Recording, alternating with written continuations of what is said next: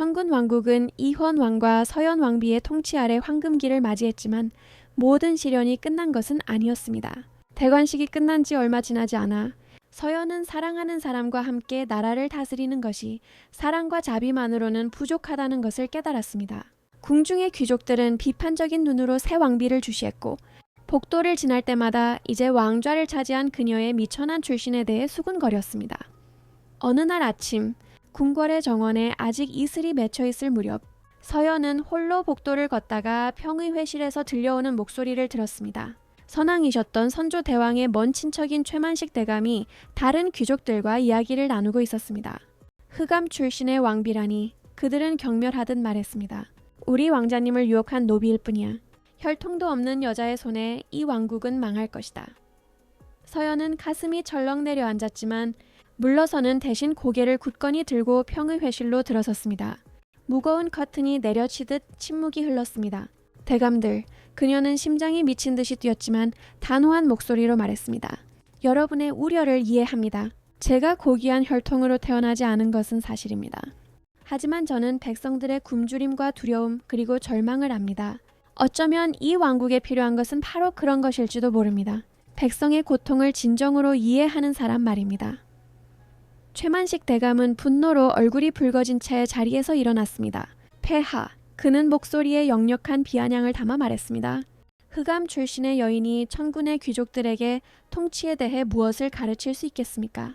서현은 그에게 다가서며 망설임 없이 그의 눈을 마주했습니다. 저는 회복력을 가르쳐 드릴 수 있습니다, 대감. 모든 것이 무너졌을 때 다시 일어서는 법을 말입니다. 저는 제 고향이 파괴되고 가족이 눈앞에서 죽는 것을 보았습니다. 그럼에도 저는 이 자리에 서서 제 온 힘을 다해 이 왕국에 헌신할 준비가 되어 있습니다. 그 순간 문이 열리고 대화의 일부를 들은 이헌 왕이 들어섰습니다. 그의 위험 있는 모습에 모든 귀족들이 고개를 숙였습니다. 내 왕비의 말이 옳다, 그가 선포했습니다. 서현은 단순히 내가 사랑하는 아내일 뿐만 아니라 지혜로 선택한 나의 군주이다. 그녀는 궁궐에서 자란 우리들이 결코 알 수 없는 방식으로 백성의 필요를 알고 있다. 후 며칠 동안 긴장감은 점점 더 고조되었습니다. 버림받은 화영공주는 복수를 맹세하며 이웃 나라인 금강왕국으로 떠났습니다. 매주 천군 왕국을 겨냥한 동맹이 형성되고 있다는 암시와 함께 은밀한 위협이 담긴 서신이 도착했습니다. 서현은 걱정스러운 마음으로 편지를 읽었지만 이헌은 언제나 부드러운 입맞춤과 보호의 약속으로 그녀를 안심시켰습니다.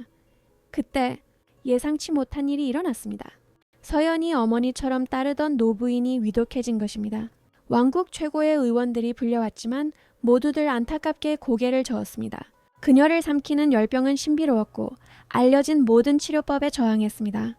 서현은 밤새도록 그녀의 침대 곁을 지키며 주름진 손을 잡고 그녀의 진짜 어머니가 불러주던 흑암의 노래를 불렀습니다. 내 사랑하는 딸아, 유난히 힘든 어느 날 밤 노부인이 마른 잎 사이를 스치는 바람처럼 희미한 목소리로 속삭였습니다. 내게 알려줄 비밀이 있단다. 서현은 눈물을 흘리며 더 가까이 다가갔습니다. 나는 내 진짜 어머니를 만난 적이 있단다. 노부인이 말을 이었습니다. 그녀는 내가 태어나기 몇 년 전 일자리를 찾아 이 궁에 왔었지. 너처럼 아름답고 용감한 여인이었어. 서현의 심장이 세차게 뛰었습니다. 제 어머니를 아셨다고요? 어떤 분이셨나요? 어떻게 되셨나요? 노부인은 방안을 울리는 거친 기침을 했습니다. 그녀의 이름은 윤희수였다. 여기서 몇 달 일하다가 떠났지. 임신한 상태였지만 아버지가 누구인지는 결코 말하지 않았어. 그저 언젠가 윤씨성을 가진 아이가 이 궁에 오거든. 부디 그 아이를 지켜달라고 내게 부탁했단다. 그 고백은 서현에게 벼락처럼 다가왔습니다. 운명이 그녀를 이곳으로 이끈 이유, 이헌과의 만남, 이 여인의 설명할 수 없었던 보호, 모든 것이 이해되기 시작했습니다. 하지만 더 많은 질문을 하기도 전에 노부인의 숨이 가빠졌습니다. 서현은 도움을 청하며 소리쳤고 이헌이 의원들과 함께 달려왔습니다. 길고 고통스러운 밤이었습니다. 왕비의 어머니로 여겨지는 그녀의 목숨을 구하기 위해 싸우는 동안 온 왕국이 숨을 죽이는 듯 했습니다. 이헌은 우는 서현을 안고 귀의 위로의 말을 속삭였습니다. 동이틀 무렵 기적이 일어났습니다. 열이 내리고 노부인은 약하지만 살아있는 채로 눈을 떴습니다. 회복은 더뎠지만 서현은 결코 그녀의 곁을 떠나지 않았습니다. 그 며칠 동안 더 많은 비밀이 밝혀졌습니다. 노부인은 윤희수가 떠나기 전 궁궐 지하 묘지에 숨겨둔 괴짝에 대해 이야기했습니다. 이원의 허락을 받아 서연은 흔들리는 횃불 빛에만 의지한 채 궁의 어두운 깊은 곳으로 내려갔습니다. 지하 묘지는 축축하고 차가운 복도의 미로였습니다. 공기는 곰팡이와 잊혀진 역사의 냄새로 가득했습니다. 발걸음 소리는 먼 북소리처럼 울렸고 서연은 마치 과거의 유령들이 그녀를 지켜보는 것 같았습니다.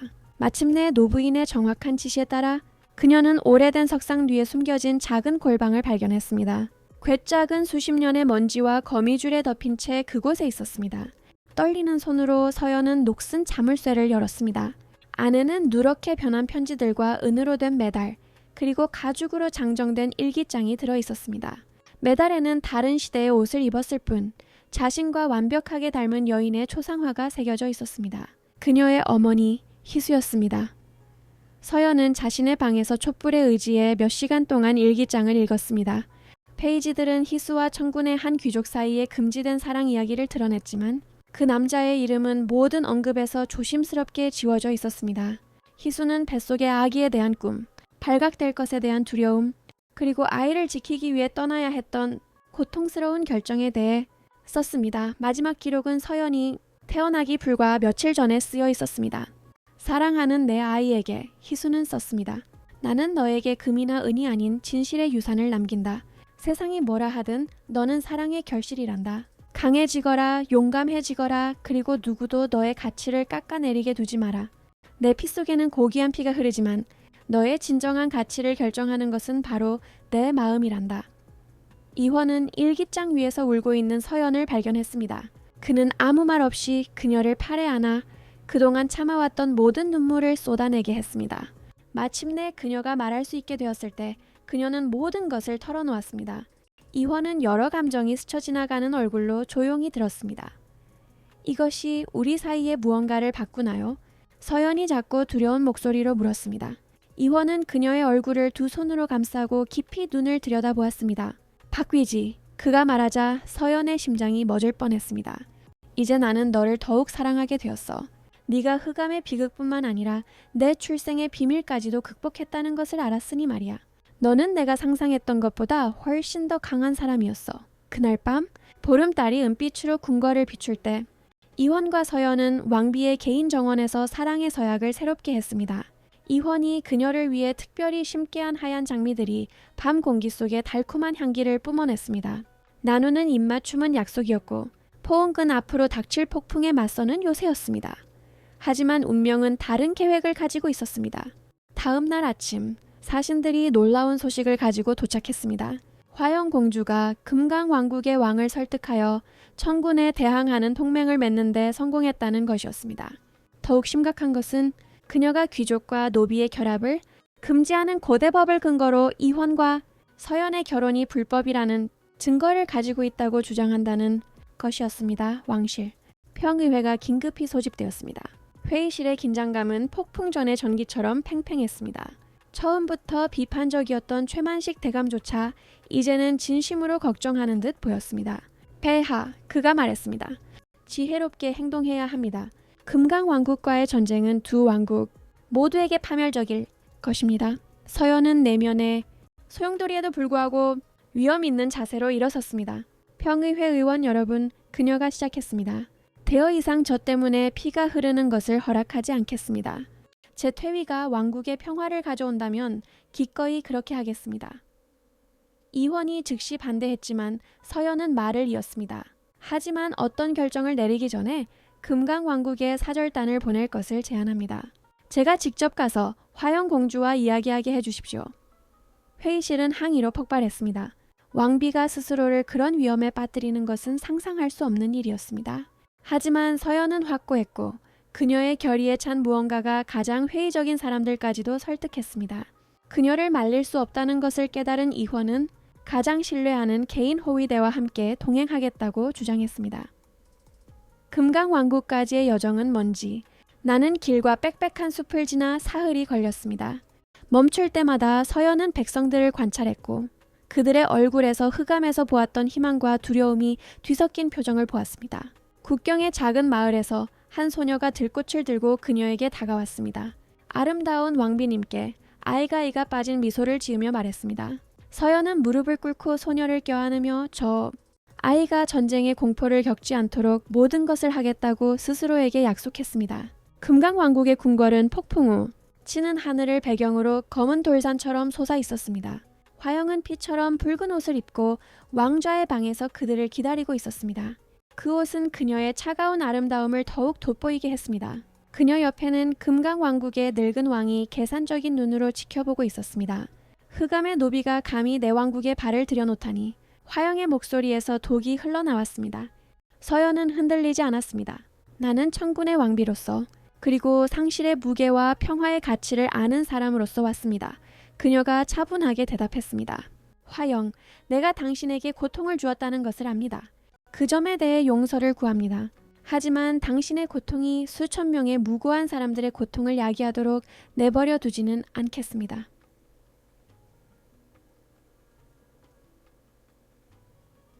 화영은 깨진 유리처럼 날카로운 소리로 웃었습니다. 네가 내 모든 것을 훔쳐갔어.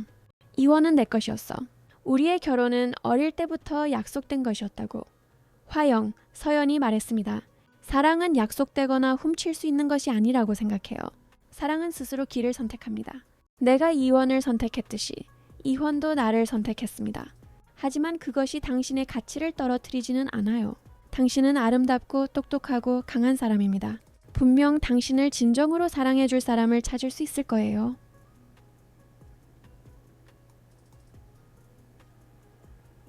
침묵을 지키던 금강왕국의 왕이 마침내 입을 열었습니다. 말은 아름답군요, 서연 왕비. 하지만 말이 오랜 법을 바꾸지는 못하오. 만약 당신이 이원 왕과 결혼했을 때 노비가 아니었다는 것을 증명할 수 있다면 화영의 주장에 대한 내 지지를 철회하는 것을 고려해보겠소. 서연은 그 순간의 무게를 느꼈습니다.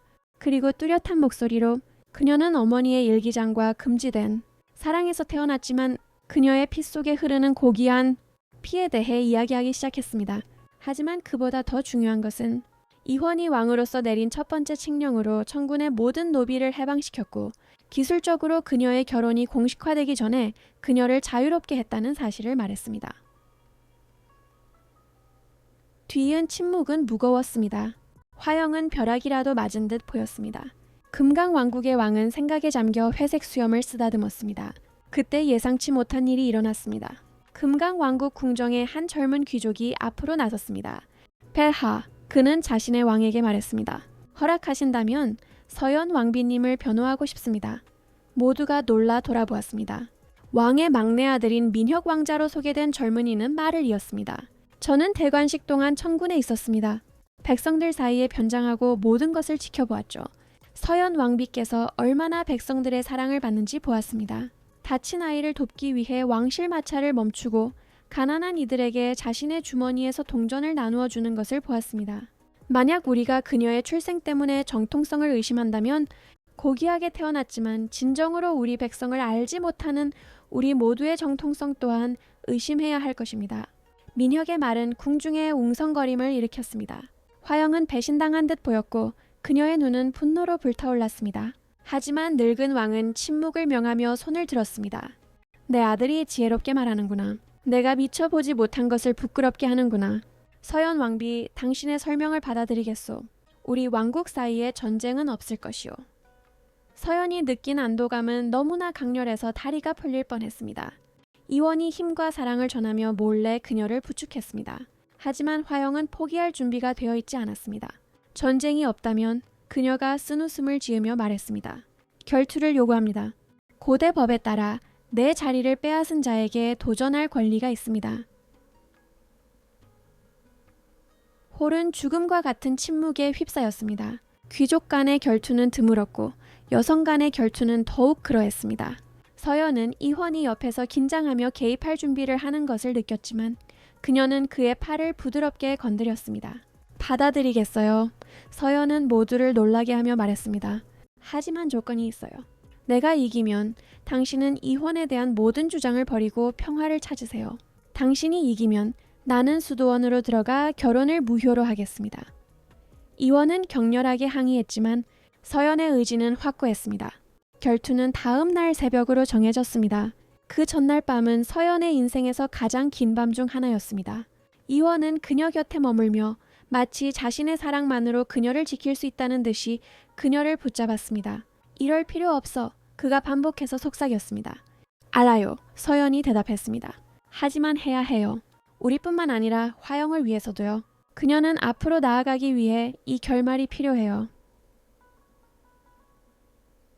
첫 햇살이 궁궐 안뜰에 닿았을 때 두 여인은 마주 섰습니다. 화영은 어릴 때부터 훈련받은 무기인 검을 선택했습니다. 서연은 이혼을 만나기 전까지 검을 잡아본 적이 없었지만 왕비가 된 몇 달 동안 자신을 방어하는 법을 배우겠다고 고집했었습니다. 지혜로운 노부인은 비밀리에 왕국 최고의 검객에게서 서연이 교습을 받도록 추선해 주었습니다. 결투는 화영이 맹렬하게 공격하며 시작되었고 그녀의 분노가 모든 일격에 힘을 실었습니다. 서연은 힘겹게 방어했지만 그녀의 움직임은 덜 세련되었지만 결의로 가득 차 있었습니다. 쇠와 쇠가 부딪히는 소리가 안뜰에 울려 퍼지는 동안 두 왕국의 귀족들은 숨을 죽이고 지켜보았습니다. 기술적으로는 화영이 분명히 우월했지만 서연에게는 그녀에게 없는 것이 있었습니다. 바로 생존을 위해 싸운 경험이었습니다. 궁지에 몰릴 때마다 서연은 예상치 못한 탈출구를 찾아냈고 흑암의 거리에서 도둑이나 병사들로부터 자신을 방어해야 했을 때 배웠던 비정통적인 움직임을 사용했습니다. 전환점은 화영이 분노에 휩싸여 방어의 틈을 보였을 때 찾아왔습니다. 서연은 그 기회를 이용해 그녀를 무장 해제시키거나 어쩌면 상처를 입힐 수도 있었습니다. 하지만 대신 그녀는 의도적으로 검을 내렸습니다. 화영, 서연이 숨을 헐떡이며 물었습니다. 당신이 정말로 원하는 게 뭐예요? 당신이 사랑하는 건 이원인가요? 아니면 그가 상징하는 것에 대한 관념인가요? 화영은 망설였고 그녀의 검이 떨렸습니다. 그녀의 완벽한 얼굴에 눈물이 흐르기 시작했습니다. 이제 나도 모르겠어. 그녀는 목소리가 갈라지며 인정했습니다. 너무 오랫동안 너를 미워하느라 이 무게를 느끼지 않는 것이 어떤 기분인지 잊어버렸어. 서연은 조심스럽게 한 걸음 다가섰습니다. 여전히 경계는 했지만 더 이상 공격 태세는 아니었습니다. 그럼 그 무게에서 벗어나세요. 미움은 우리가 스스로를 가두는 감옥이에요. 오랜 시간 동안 두 여인은 서로를 마주 보았습니다. 그리고 화영은 금속성 소리를 내며 검을 떨어뜨렸습니다. 내가 졌어. 그녀가 간단히 말했습니다. 어쩌면 내 말이 맞을지도 몰라. 어쩌면 나는 소유가 아닌 진정으로 사랑하는 법을 배워야 할지도. 서연은 조심스럽게 다가가 모두를 놀라게 하며 화영을 껴안았습니다. 공주는 처음에는 몸이 굳었지만 이내 포옹에 응하며 수년간의 좌절과 고통을 울음으로 터뜨렸습니다. 모든 것을 강렬하게 지켜보던 민혁 왕자는 두 여인이 떨어졌을 때 다가왔습니다. 화영 아가씨, 그가 부드럽게 말했습니다. 허락하신다면 금강의 정원을 보여드리는 영광을 얻고 싶습니다. 그곳의 장미는 겨울에도 핀다고들 합니다. 화영은 그를 바라보았습니다. 아마도 처음으로 제대로 바라보았을 겁니다. 그의 눈에는 집착에 눈이 멀어 이전에는 알아채지 못했던 친절함이 있었습니다. 천군으로의 귀화는 승리의 행진이었습니다. 전쟁을 두려워했던 백성들은 꽃으로 거리를 장식하고 아이들은 평화의 노래를 부르며 교회의 종이 즐겁게 울리는 가운데 군주들을 맞이했습니다. 서연은 이혼 옆에 마차 위에서 마침내 완전함을 느꼈습니다. 하지만 삶에는 더 많은 놀라움이 준비되어 있었습니다. 돌아온 지 몇 주 후 서연은 아침에 헛구역질을 하기 시작했습니다. 왕실 의원은 그녀를 진찰한 후 환한 미소로 소식을 전했습니다. 왕비가 후계자를 임신한 것이었습니다. 이 소식을 들은 이원은 서연을 팔에 안아 공중에서 돌리며 아이처럼 웃었습니다. 온 왕국이 그 소식을 축하했습니다. 이제 완전히 회복되어 왕비의 어머니에 걸맞은 거처에 자리 잡은 노부인은 기쁨의 눈물을 흘렸습니다. 내 어머니가 정말 자랑스러워할 거야. 그녀가 서연에게 말했습니다. 이 아기는 천군의 고귀함과 흑암의 강인함, 두 세계의 최고를 모두 가질 거란다. 임신 기간은 준비와 희망으로 가득 찼습니다. 이원은 더욱더 보호적으로 변했습니다. 그는 왕국 최고의 산파들을 불렀고 서연이 안전하게 걸을 수 있는 특별한 정원을 만들었으며 아직 태어나지 않은 아기에게 사랑과 용기에 대한 이야기를 들려주며 몇 시간이고 대화했습니다. 전 재상기였던 임재상은 몇 달 후 먼 왕국의 거리에서 거지로 살고 있는 것이 발견되었습니다. 그 소식이 서연에게 전해졌을 때 그녀는 그를 벌하기 위해서가 아니라 구원의 기회를 주기 위해 그를 데려오라고 명하여 모두를 놀라게 했습니다. 궁에서 멀리 떨어진 왕실 농장에서의 정직한 노동이었지만 존엄성이 있었습니다. 삶에 의해 부서지고 굴욕을 당한 임재상은 감사의 눈물을 흘리며 받아들였습니다. 이원과 서연이 서약을 새롭게 했던 그날 밤과 비슷한 보름달이 뜬 밤, 진통이 시작되었습니다. 궁궐은 분주하게 움직였습니다. 이원은 모든 전통을 거스르고 전 과정 동안 서연의 곁을 지키겠다고 고집했습니다. 그녀가 비명을 지르는 동안 손을 잡아주고 아들을 세상으로 데려오기 위해 싸우는 동안 사랑의 말을 속삭였습니다. 마침내 아기의 울음소리가 복되에 울려 퍼졌을 때 온 왕국이 안도의 한숨을 내쉬는 듯 했습니다. 이원의 푸른 눈과 서연의 검은 머리를 가진 건강하고 강한 사내 아이였습니다. 그들은 두 세계를 이름에 담아 이지호라고 불렀습니다. 왕세자의 소개는 성대한 행사였습니다. 모든 이웃 왕국에서 사절단이 와서 경의를 표했습니다. 이제 민혁 왕자와 약혼하여 진정한 행복으로 얼굴이 변한 화영도 직접 왔습니다. 그녀는 특별한 선물, 즉 이환이 어릴 때 가지고 놀았던 작은 나무 말을 가져왔습니다. 그것은 그녀가 오랫동안 간직해온 것이었습니다. 진정한 평화와 닫힌 원의 제스처였습니다. 작은 지호의 세례식은 백성들에게 궁궐 문을 개방하며 축하되었습니다. 서연은 귀족과 평민, 부자와 가난한 자 모두가 미래의 왕을 보고 축복할 수 있어야 한다고 주장했습니다.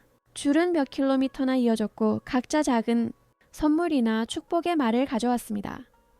군중 속에서 서연은 흑암에서 온 난민 그룹을 발견했습니다. 고통으로 얼룩진 그들의 얼굴은 그녀가 그들을 알아보고 직접 다가가자 환해졌습니다. 그녀는 고향 사투리로 그들과 이야기하며 천군에서 환영받을 것이고 농사지을 땅과 삶을 재건할 기회를 얻을 것이라고 약속했습니다. 서연의 이야기는 천군의 국경을 넘어 퍼져나갔습니다. 음유시인들은 노비에서 왕비가 된 여인, 편견을 이긴 사랑, 고통에서 태어난 지혜에 대해 노래했습니다. 하지만 서연에게 가장 중요한 것은 노래나 전설이 아니었습니다. 그것은 아들 지호가 품에 안겨 잠들고 이환이 옆에 있으며 노부인이 창가에서 자수를 놓는 조용한 아침의 순간들이었습니다. 어느 날, 즉 3살 된 호기심, 많은 아들과 함께 정원을 걷던 서연은 장미 덤불 사이에 숨어있는 어린 도망친 노비 소녀를 발견했습니다. 소녀는 벌을 받을까봐 두려움에 떨고 있었습니다. 서연은 몇 년 전 자신의 절망을 떠올리며 그녀 앞에 무릎을 꿇었습니다. 이름이 뭐니 얘야? 그녀가 부드럽게 물었습니다. 마리아입니다. 폐하. 소녀가 떨리는 목소리로 대답했습니다. 제발 저를 돌려보내지 마세요. 서연은 소녀의 눈에서 자신의 과거가 비치는 것을 보았습니다. 그녀는 일어나 손을 내밀었습니다.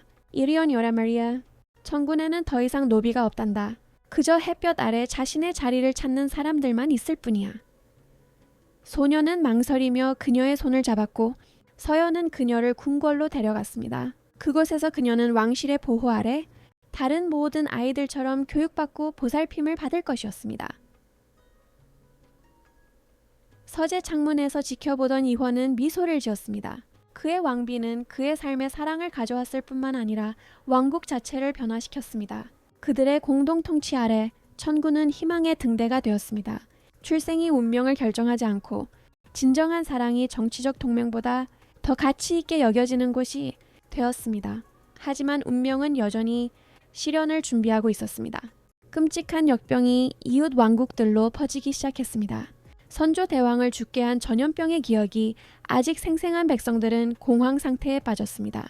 서연과 이환은 고문들의 항의에도 불구하고 지칠 줄 모르고 일하며 격리 조치를 조직하고 약을 배포하고 직접 병자들을 돌보았습니다.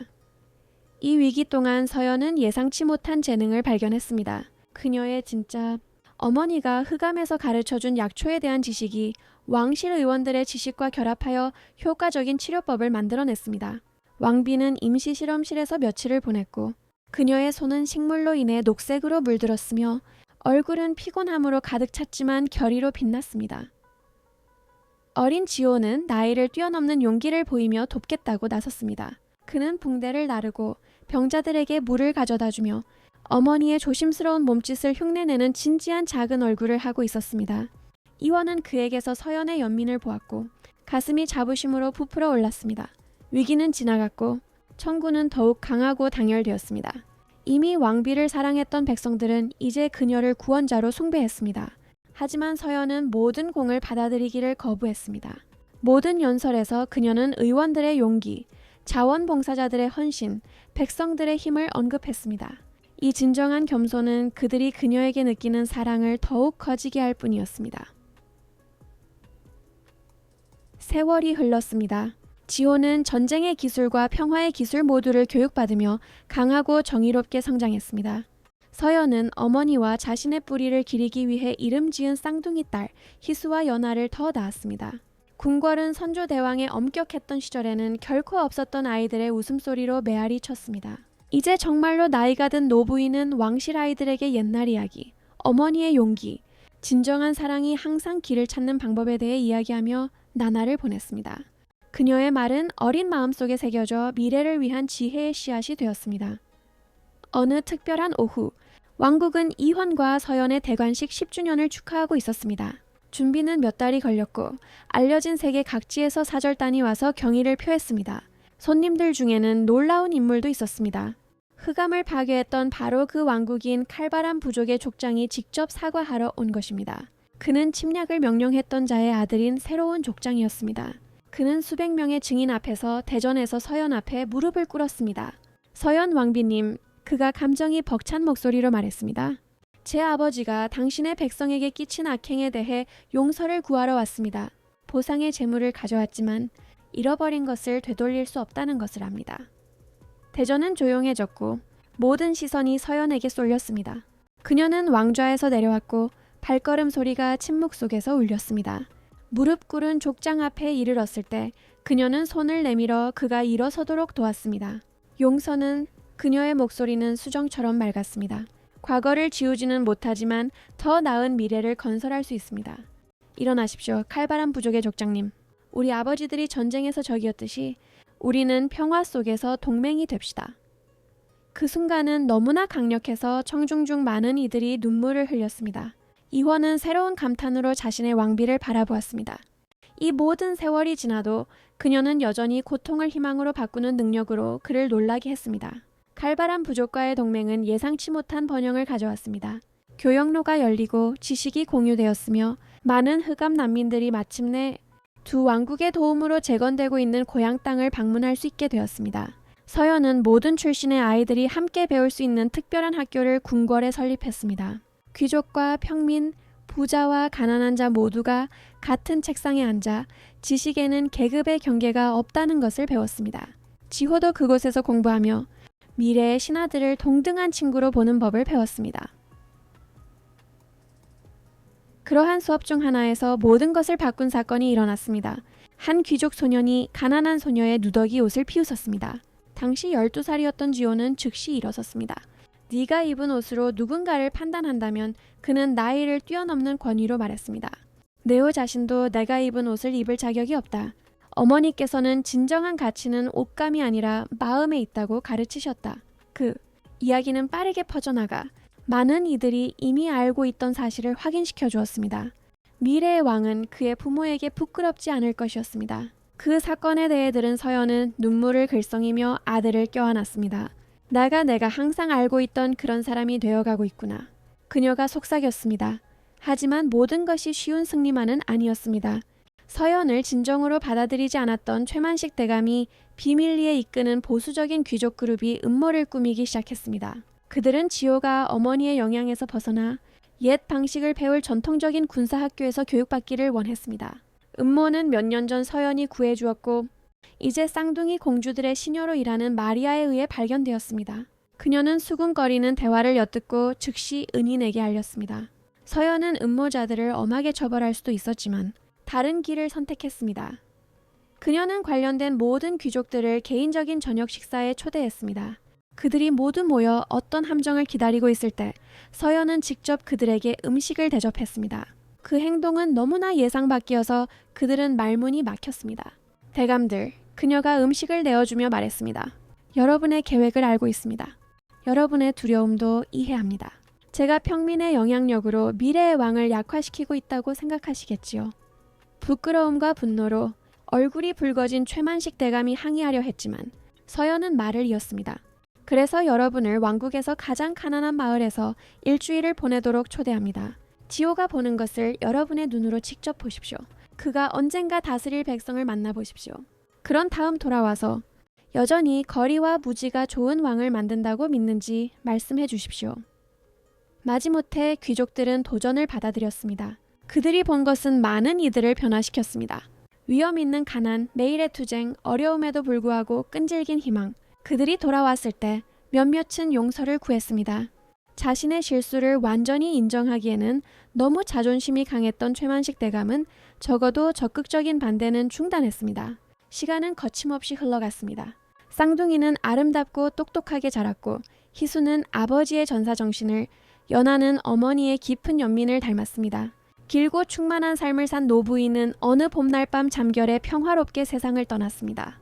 그녀의 장례식은 그녀가 진정한 왕비의 어머니였음을 기리는 국장으로 치러졌습니다. 서연은 흑암에서 가족을 잃은 이후로 그렇게 울어본 적이 없었습니다. 하지만 이번에는 이헌과 아이들이 그녀를 위로해 주었습니다. 이제 16살의 청년이 된 지호는 모두에게 가족의 진정한 의미를 가르쳐준 마음의 할머니에 대해 감동적인 연설을 했습니다. 할머니는 우리에게 피가 유대를 만들 수 있지만 그 유대를 깨지지 않게 만드는 것은 사랑이라고 보여주셨습니다. 그의 힘있는 목소리가 성당에 울려 퍼졌습니다. 그 무렵 북쪽에서 불길한 소식이 들려왔습니다. 1000개의 왕국을 정복한 자라고 자칭하는 새로운 군주가 등장한 것이었습니다. 그의 군대는 1년도 채 안 되어 3개의 왕국을 정복했고 이제 그의 눈은 남쪽, 즉 청운과 그 동맹국들의 번영하는 땅으로 향하고 있었습니다. 이헌은 전쟁 회의를 소집했지만 가장 대담한 전략을 제안한 것은 서연이었습니다. 공격을 기다리는 대신 먼저 외교를 시도해보는 것은 어떨까요? 저를 사절로 보내주십시오. 저는 이전에도 적을 동맹으로 만든 적이 있습니다. 병의회는 그 제안에 경악했습니다. 너무 위험하고 너무 무모했습니다. 하지만 지호는 어머니를 지지하며 모두를 놀라게 했습니다. 다른 이들이 전쟁만 보는 곳에서 평화를 찾을 수 있는 분이 있다면 바로 제 어머니입니다. 하지만 혼자 가시지는 않을 겁니다. 제가 동행하겠습니다. 이헌은 처음에는 단호하게 거절했지만 아내와 아들의 눈에서 결의를 보고 서연의 용기가 이전에 왕국을 구했던 것을 기억하며 마지못해 동의했습니다. 북쪽으로의 여정은 험난했습니다. 길은 날이 갈수록 험해졌고 마을은 더 드물고 두려움에 차 있었습니다. 남쪽으로 도망치는 난민들은 정복자에 대한 끔찍한 이야기, 그의 잔인함, 왕들을 종으로 왕비들을 노비로 만드는 방식에 대해 이야기했습니다. 마침내 정복자의 야영지에 도착했을 때 서연은 등골이 오싹해지는 것을 느꼈습니다. 그것은 검은 텐트의 바다였고 깃발들이 바람에 까마귀처럼 펄럭였습니다. 무자비한 경비병들이 그들을 주 텐트로 안내했고 그곳에서 군주가 그들을 기다리고 있었습니다. 정복자는 거대한 남자였고 폭력의 지도처럼 얼굴의 흉터가 가로지르고 있었습니다. 하지만 그의 눈이 서연의 눈과 마주쳤을 때 그의 표정에 무언가 변화가 일어났습니다. 잠시, 아주 잠시 동안 그녀는 괴물이 아닌 삶에 의해 부서진 한 남자를 보았습니다. 천군의 왕비가 내게 왔군. 그의 목소리는 먼 천둥소리 같았습니다. 왕비가 되기 전에 노비였다고들 하던데 사실인가? 서연은 꼿꼿이 섰습니다. 사실입니다. 저는 왕관을 알기 전에 족쇄를 알았습니다. 그래서 진정한 힘은 다른 사람을 굴복시키는 데 있는 것이 아니라 자신의 내면의 족쇄에서 벗어나는 데 있다는 것을 압니다. 정복자는 웃었지만 잔인한 소리는 아니었습니다. 거의 슬픈 소리에 가까웠습니다. 내가 무슨 족쇄를 차고 있다는 말이냐, 작은 왕비여? 서연은 지호의 속삭이는 항의를 무시하고 한 걸음 앞으로 나섰습니다. 미움, 복수, 치유되지 않은 고통의 족쇄입니다. 저는 당신의 눈에서 제가 모든 것을 잃었을 때 제 눈에서 보았던 것과 같은 어둠을 봅니다. 하지만 아직 살아남기 위해 싸우는 빛이 있다는 것도 봅니다. 홀은 죽음과 같은 침묵에 휩싸였습니다. 정복자의 장군들은 그가 그런 무례함에 그녀를 죽일 것이라고 예상했습니다. 대신 군주는 천천히 일어섰습니다. 네오는 내 대해 아무것도 모른다, 여자여. 서연은 물러서지 않았습니다. 제원계의 왕국을 정복하려는 사람은 무언가로부터 도망치고 있다는 것을 압니다. 아마도 자기 자신으로부터요. 폭력은 종종 다른 말로는 표현할 수 없는 고통의 외침이라는 것을 압니다. 그리고 가장 굳어진 마음도 구원을 찾을 수 있다는 것을 압니다. 정복자는 그녀에게 걸어왔고 그의 거대한 모습에 지호는 본능적으로 손을 거물어 옮겼습니다. 하지만 서연은 손을 들어 진정하라고 신호했습니다. 군주는 그녀 앞에 멈춰 섰습니다. 너무 가까워서 그녀는 그의 눈에 고인 흘리지 않은 눈물을 볼 수 있었습니다. 내가 7살 때 가족이 학살당했다. 그는 이제 겨우 속삭임에 불과한 목소리로 말했습니다. 어머니가, 그는 말을 잇지 못했습니다. 서연은 참석한 모든 사람을 충격에 빠뜨린 행동으로 정복자의 팔을 부드럽게 만졌습니다. 저도 폭력으로 가족을 잃었습니다. 저도 복수심에 불탔던 적이 있습니다. 하지만 더 많은 고아를 만드는 것이 죽은 사람들을 되돌려주지 않는다는 것을 배웠습니다. 고통의 순환을 영속시킬 뿐입니다. 거대한 남자는 그녀의 부드러운 손길 아래 떨었습니다. 사흘 동안 서연은 야영지에 머물며 자신의 이름이 마그누스라고 밝힌 정복자와 대화했습니다. 그는 전쟁이 모든 것을 파괴하기 전까지 행복한 왕자였던 자신의 완전한 이야기, 다시는 자신처럼 약해지지 않겠다고 맹세했던 것, 정복된 모든 왕국이 내면의 공허함을 채우려는 시도였다는 것을 털어놓았습니다. 지호는 어머니가 주문이나 무략이 아닌 진정한 연민으로 자신만의 특별한 마법을 부리는 것을 매혹적으로 지켜보았습니다. 그녀는 자신의 여정을 공유했고 고통을 목적으로 바꾸고 사랑이 치명적으로 보였던 상처를 어떻게 치유했는지 이야기했습니다. 셋째 날 마그누스는 수십 년 만에 처음으로 울었고 잃어버린 아이처럼 그의 거대한 몸을 흔드는 큰 흐느낌이었습니다. 서연과 지호가 떠날 때 그들은 평화 조약을 가지고 갔습니다. 그 이상으로 그들은 마그누스가 자신의 군대를 정복이 아닌 보호를 위해 사용하겠다는 약속을 가지고 갔습니다. 그는 북쪽의 수호자가 되어 외부 위협으로부터 모든 동맹 왕국을 방어할 것이었습니다. 아무도 예측할 수 없었던 변화였습니다. 천군으로의 귀환은 승리의 행진이었습니다. 이화는 아내와 아들을 껴안기 위해 달려왔고 눈물이 얼굴을 타고 자유롭게 흘러내렸습니다. 어떻게 해냈소? 그가 경이롭게 물었습니다. 서연은 여전히 모든 세월이 지나도 그의 심장을 뛰게 하는 그 미소를 지었습니다. 당신이 한번 가르쳐준 것을 기억했어요. 사랑이 우주에서 가장 강력한 힘이라는 것을요. 저는 그저 마그누스가 그것을 기억하도록 도왔을 뿐이에요.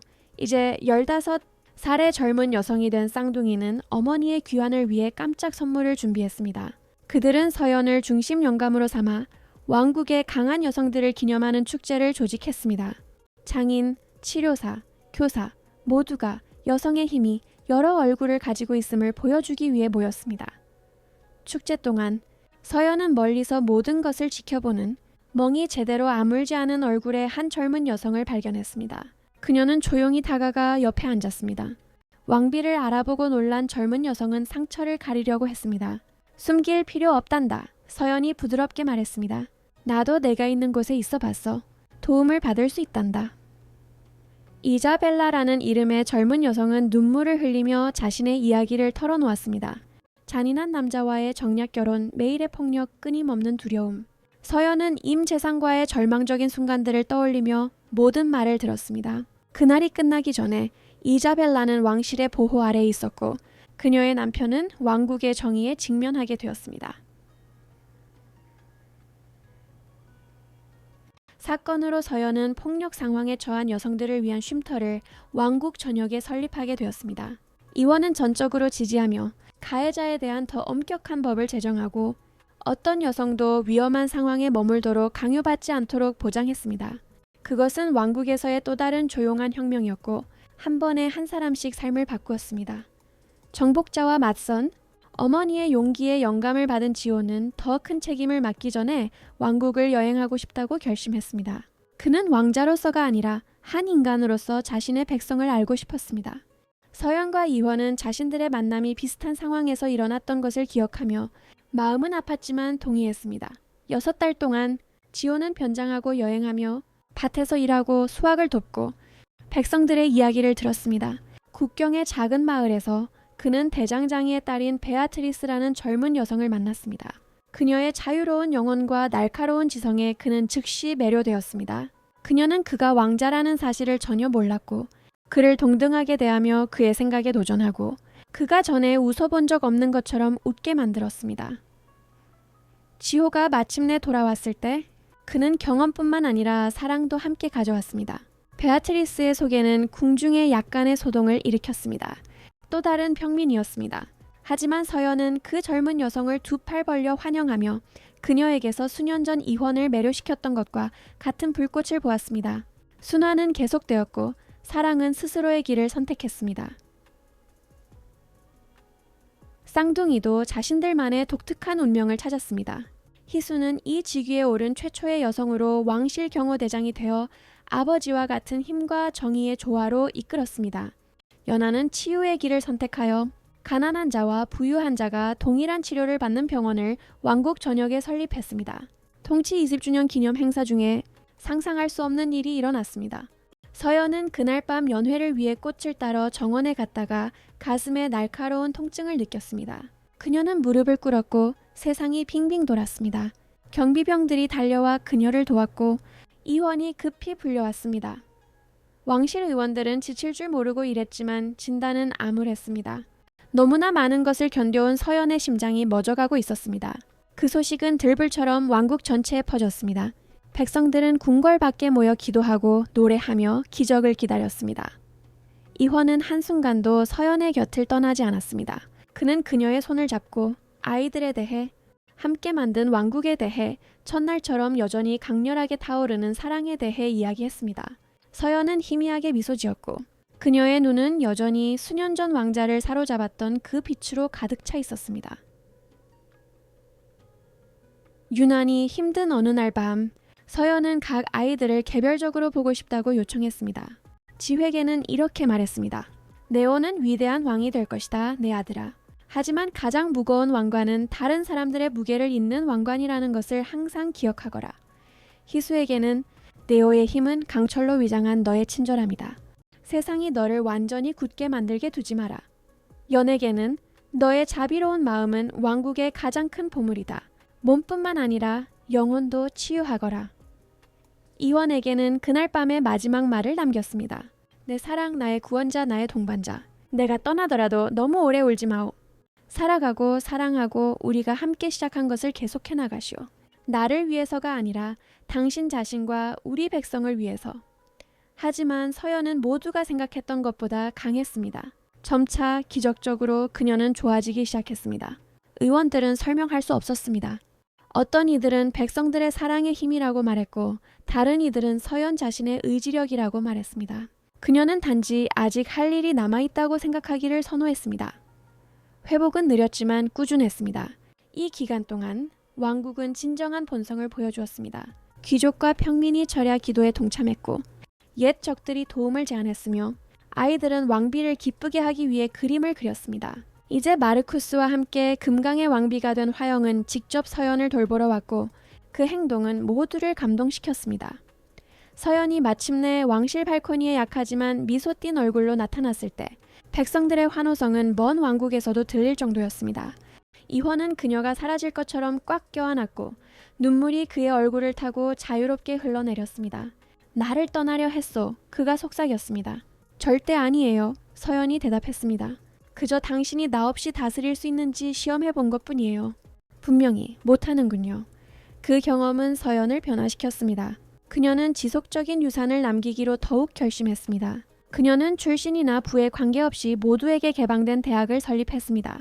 그녀는 노동자의 권리를 보호하는 법을 만들어 아무도 그녀처럼 착취당하지 않도록 보장했습니다. 모든 개혁은 미래를 위해 심어진 씨앗이었습니다. 지호는 소박함과 장엄함이 어우러진 결혼식에서 베아트리스와 결혼했습니다. 서연은 그들에게서 이헌과 나누었던 것과 같은 사랑, 옳은 것을 위해 관습에 도전하려는 같은 의지를 보았습니다. 결혼식 춤 동안 이원은 그녀의 귀에 속삭였습니다. 그들이 우리를 생각나게 하오. 서연은 미소 지었습니다. 그들이 훨씬 더 쉽게 시작했다는 점만 빼고요. 서연과 이헌의 첫 손주의 탄생은 왕국 전체에서 축하받았습니다. 할머니의 눈과 할아버지의 단호한 턱을 가진 건강한 사내아이였습니다. 서연이 그를 처음 안았을 때 그녀는 생명의 순환이 완성되는 것을 느꼈습니다. 이 작은 아이는 그들이 만든 모든 것을 자신만의 방식으로 이어나갈 것이었습니다. 세월은 비교적 평화롭게 흘렀습니다. 왕국은 번영했고 동맹은 굳건했으며 정의는 승리했습니다. 이제 은발이 되었지만 여전히 불굴의 정신을 가진 서연은 거의 전설적인 인물이 되었습니다. 아이들은 노비에서 왕비가 된 여인, 연민이 군대보다 더 강력할 수 있다는 것을 배울 것입니다. 어느 가을 오후, 서연이 정원에서 손자에게 약초에 대해 가르치고 있을 때 한 사신이 놀라운 소식을 가지고 도착했습니다. 탐험가들이 먼 땅에서 흑암의 생존자들을 발견했는데 그들은 자기 민족의 전통과 문화를 보존하고 있었습니다. 그들 중에는 믿을 수 없게도 서연이 전쟁에서 죽었다고 생각했던 먼 친척이 있었습니다. 재회는 감동적이었습니다. 이제 노인이 된 라파엘이라는 친척은 흑암의 유물, 그리고 구해낸 서연 가족의 소지품을 가지고 왔습니다. 그 중에는 유일하게 존재하는 그녀 부모님의 초상화도 있었습니다. 서연은 수년 동안 기억 속에만 간직해온 얼굴들을 보고 눈물을 흘렸습니다. 라파엘은 마지막 공격 동안 흑암인 그룹이 어떻게 산으로 탈출했는지, 어떻게 새로운 공동체를 건설하고 민족의 전통을 살아있게 했는지 이야기했습니다. 서연은 즉시 그들을 위한 지원을 조직했고 오고 싶은 사람들에게는 천군의 땅을 제공하거나 남고 싶은 사람들에게는 원조를 제공했습니다. 많은 이들이 오기로 선택했고 수도의 흑암인 구역을 만들었습니다. 거리는 서연의 어린 시절의 소리와 냄새, 민족의 음악, 어머니가 만들어주시던 음식으로 가득 찼습니다. 이원은 서연을 놀라게 하고 기쁘게 하기 위해 흑암어를 몇 마디 배웠고 그의 끔찍한 억양은 그녀를 사랑에 빠진 젊은 소녀처럼 웃게 만들었습니다. 그 무렵 이제 북쪽의 수호자가 된 전 정복자 마그누스가 긴급한 메시지를 보냈습니다. 동쪽에서 실제적인 위협이 다가오고 있었는데 수세기 동안 고립되어 있던 산 너머의 제국이 이제 서쪽으로 진군하고 있었고 그들의 기술과 숫자는 그들이 마주했던 어떤 것보다 우월했습니다. 전쟁 회의가 소집되었습니다. 모든 동맹 왕국의 왕과 왕비들이 직접 왔습니다. 상황은 심각했습니다. 동방 제국은 그들이 본 적 없는 무기, 종이처럼 성벽을 파괴할 수 있는 전쟁 기계를 가지고 있었습니다. 유일한 희망은 이전에는 결코 이루어지지 않았던 완전한 연합이었습니다. 서연은 급진적인 제안을 했습니다. 공격을 기다리거나 전쟁에 나서는 대신 이 제국이 무엇을 원하는지 이해하려고 노력해보는 것은 어떨까요? 갈등 대신 협상과 교역의 여지가 있을지도 모릅니다. 많은 이들이 그 아이디어를 순진하다고 생각했지만 이원은 언제나처럼 아내를 지지했습니다. 서연과 지호가 이끄는 각 동맹 왕국의 대표들이 동행하는 사절단이 구성되었습니다. 동쪽으로의 여정은 험난한 지형을 지나 2달이 걸렸습니다. 마침내 동방 제국의 국경에 도착했을 때 그들은 구름에 닿는 탑과 어떤 연마된 돌보다도 매끄러운 길을 가진 도시들의 인상적인 광경을 마주했습니다. 동방의 황제는 많은 사절단을 놀라게 한 여성, 메이링 여제였습니다. 그녀는 빛과 수정으로 만들어진 듯한 홀에서 그들을 맞이했습니다. 그녀의 목소리는 부드러웠지만 절대적인 권위를 담고 있었습니다. 서방의 왕국들이 마침내 검을 준비하는 대신 대화하러 왔군. 지혜를 보여주는군. 서연은 앞으로 나아가 존경스럽지만 왕실의 위엄을 유지하며 절했습니다. 황제 폐하, 저희는 이해를 구하며 평화롭게 왔습니다. 우리 왕국들은 갈등 외에도 서로에게 제공할 것이 많습니다. 여제는 날카로운 눈으로 서연을 살폈습니다. 왕비가 되기 전에 노비였다고들 하던데 서방에서는 어떻게 그런 변화가 가능한가? 침착하고 설득력 있게 서연은 자신의 이야기뿐만 아니라 서방 왕국들의 힘은 다양성에서 나오고 고귀함은 피가 아닌 행동에 있다는 것을 어떻게 배웠는지에 대한 더 중요한 이야기를 했습니다. 여제는 때때로 날카로운 질문을 하며 주에 깊게 들었습니다. 며칠간의 협상 끝에 합의가 이루어졌습니다. 동방 제국은 정복이 아닌 교역로와 지식 교환을 추구하고 있었습니다. 그들은 타락할까 두려워 스스로를 고립시켰지만 서연과 같은 지도자들 아래 서방 왕국들의 변화를 지켜보며 다시 연결될 준비가 되어 있었습니다. 서명된 조약은 평화 이상이었고 새로운 시대의 시작이었습니다. 동방의 기술은 서방의 삶을 개선하는 데 도움이 될 것이고 서방의 평등과 사회정의 철학은 동방의 개혁에 영향을 미칠 것이었습니다. 서연은 다시 한번 잠재적인 파괴를 성장의 기회로 바꾸었습니다. 집으로의 귀환은 천군이 본 것 중 가장 큰 축제로 축하받았습니다. 하지만 서연에게 가장 소중한 순간은 이혼, 아이들, 손주들과 함께 개인 정원에 앉아 별 아래에서 이야기를 나누는 것이었습니다. 지호는 그녀가 항상 알고 있던 그런 지도자가 되었습니다. 쌍둥이는 자신들만의 빛나는 길을 찾았습니다. 유난히 맑은 어느 날 밤, 이헌은 서연의 손을 잡고 궁궐에서 가장 높은 탑, 즉 그들이 왕과 왕비로서 첫 입맞춤을 나눈 바로 그곳으로 그녀를 데려갔습니다. 우리가 만든 것을 보시오. 그가 아래에 번영하고 평화로운 도시의 불빛을 가리키며 말했습니다.